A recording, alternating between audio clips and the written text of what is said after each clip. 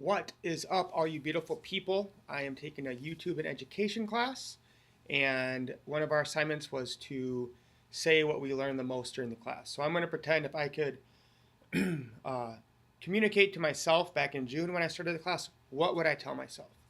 First thing I would tell myself is don't make long videos. My first video was like a PowerPoint with me talking like in a little box by it, and it was 26 minutes long. It took me probably a month and a half to create. The research, the sources, laying everything out on the PowerPoint first, and then getting into the video and filming each little thing. It's just way too time consuming. So when you're first starting out, I would say 5 minutes is the max you want.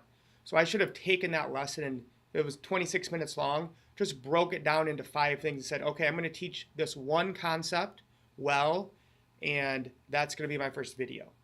I focus too much on trying to teach a whole almost subject or lesson in a whole video one sitting.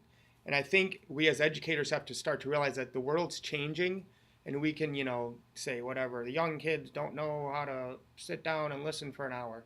Well, they don't have to anymore. This is a new information age, so we need to adapt to what's going on.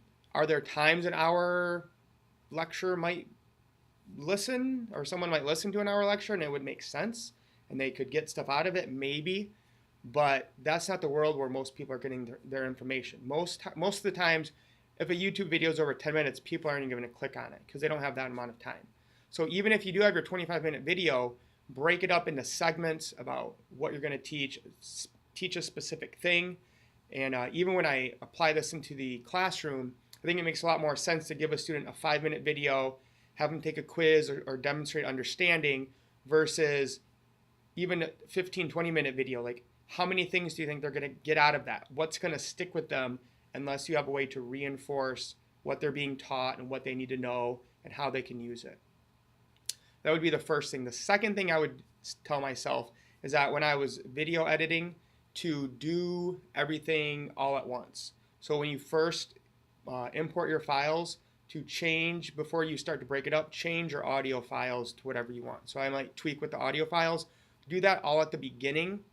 Anything you might have to do to your video, because then once you start to break things up on your editing timeline, you're going to have to edit all those individually.